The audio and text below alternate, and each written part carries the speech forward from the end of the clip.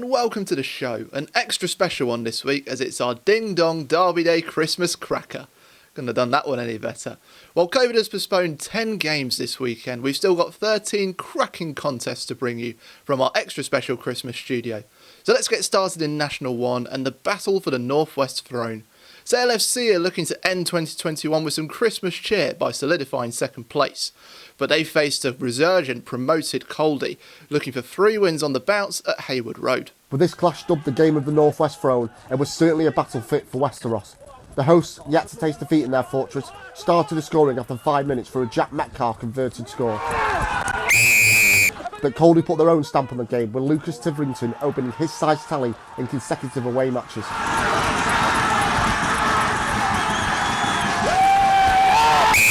While Callum Ridgway grabbed a second for the visitors, it was bookended by 2 James Robbins penalties for a 1-point lead at the break. Yes. The fly-half had his hat-trick on 49 minutes, but a Dothraki-style charge was coming. Coldie lost his fixture in September 2019 by 2 points, but the Dickinson pair of JJ and Sam each scored to ensure this wouldn't happen again.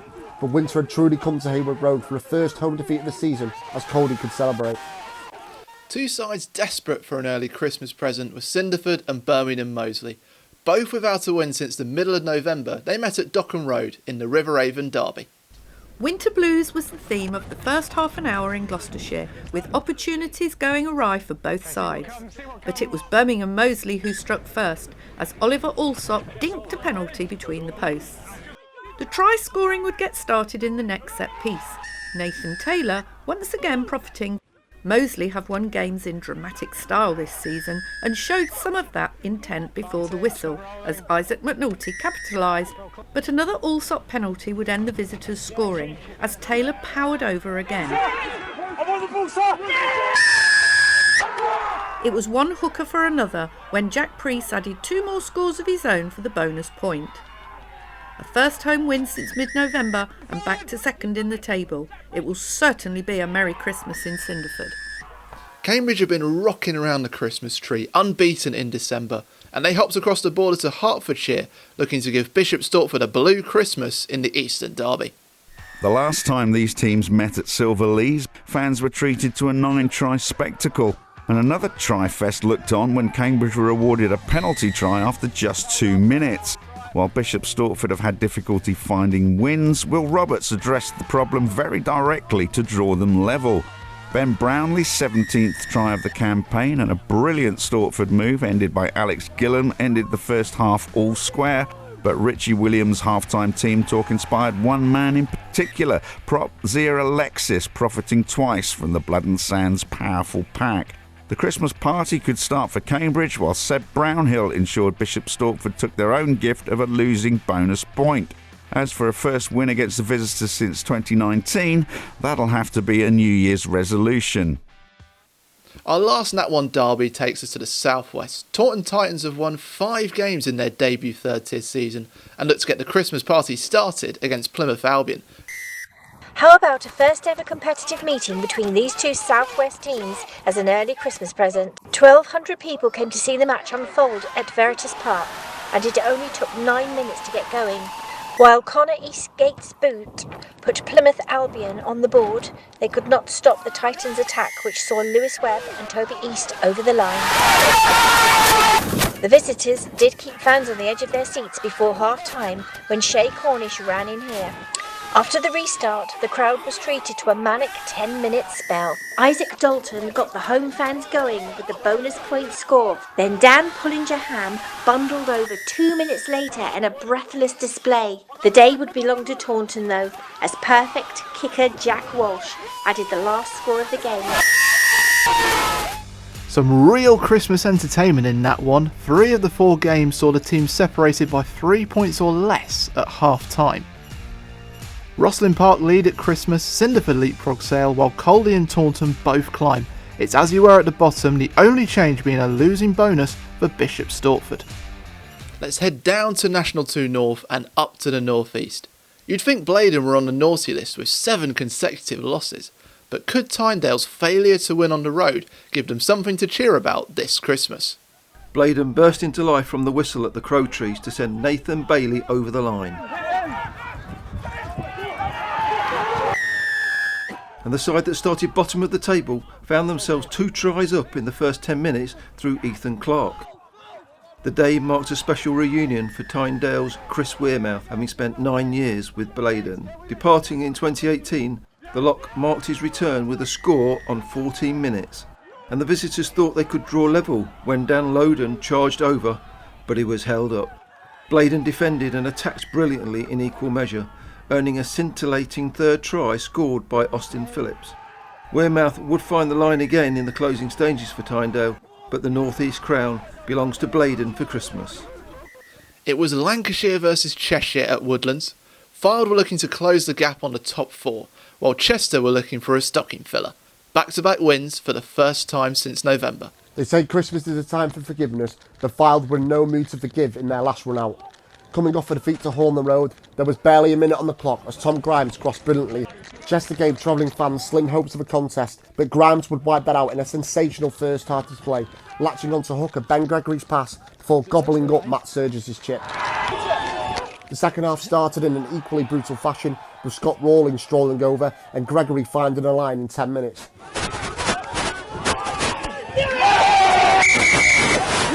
Chester, without a win on the road since early November, had something to cheer with Harry Wilkinson's score.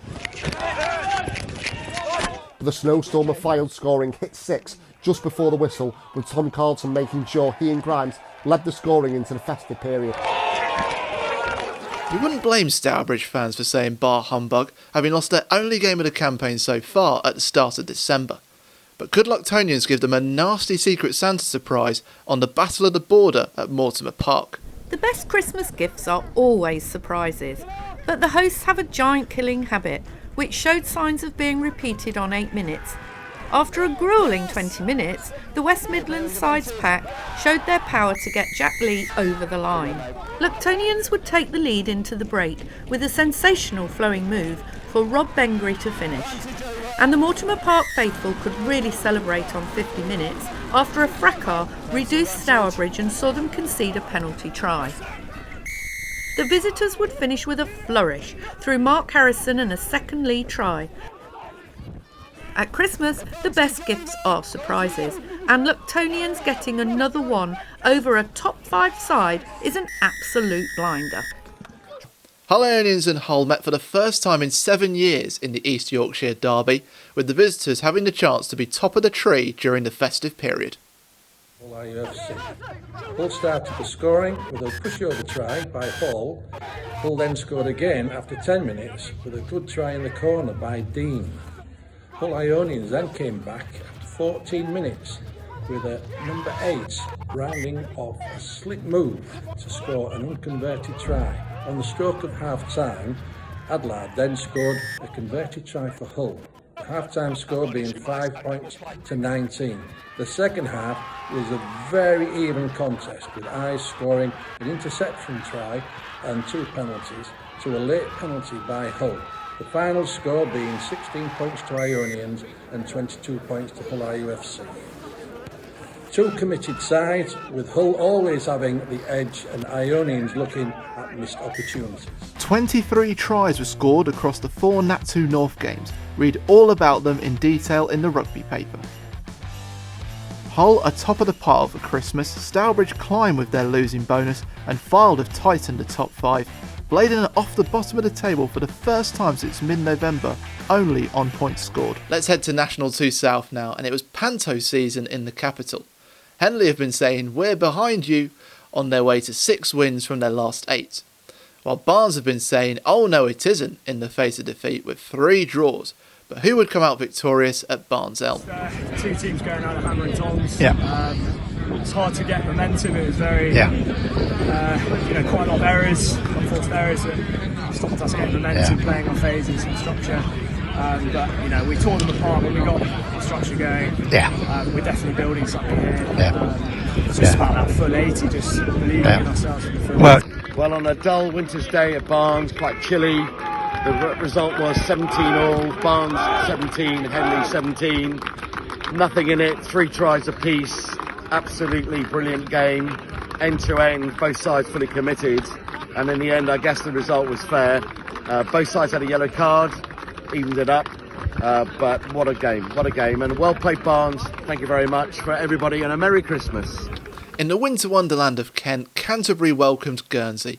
The visitors flew across the English Channel like Santa's sleigh.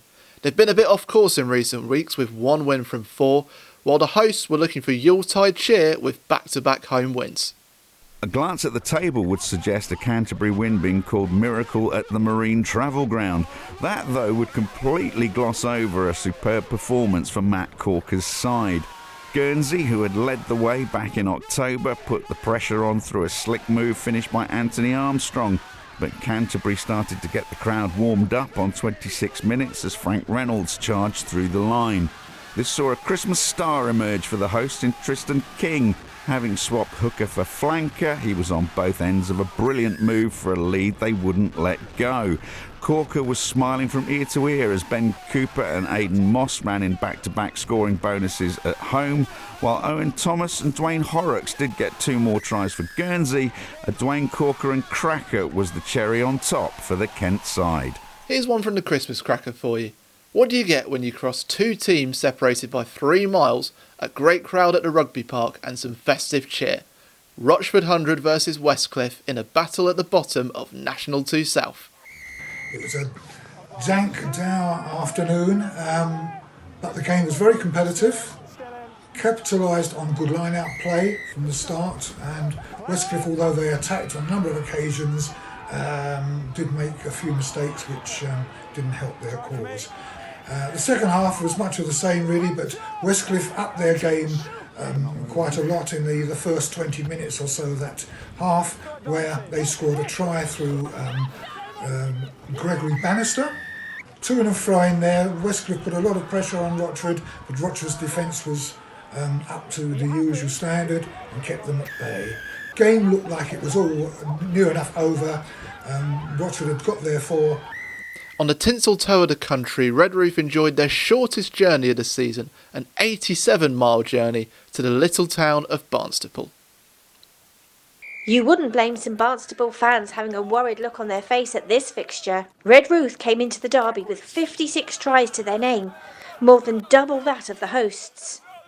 And it only took Nigel Hamley's side 10 minutes to get started, Richard Brown getting driven over in a powerful line-out move. But Barnstaple received an early Christmas present with a penalty kicked through by Jake Murphy, as well as a sin bin for the Cornish side. While they were urged on by the Pottington Road faithful, they could not find a way through Redruth's defence. And the visitors made them pay for missed opportunities as Will Trewin found the scoring touch on 17 minutes. Barnstaple held firm in a staunch defensive display for a scoreless second half, something for the home fans to cheer in a tough 2021. National League Rugby's top scoring side Clifton also had the Christmas wish of finishing top in 2021, but they had to travel to a Dings Crusaders side unbeaten in their last 3 home games at Shaftesbury Park. It was a day of celebration in Bristol for the man in the middle, Paul Kimber, part of the officiating team for the 400th time in his 17-year career. And he was busy just 4 minutes in, and Clifton made sure they weren't ahead for long through Luke Cousins' drop kick and Brad Talbot's score.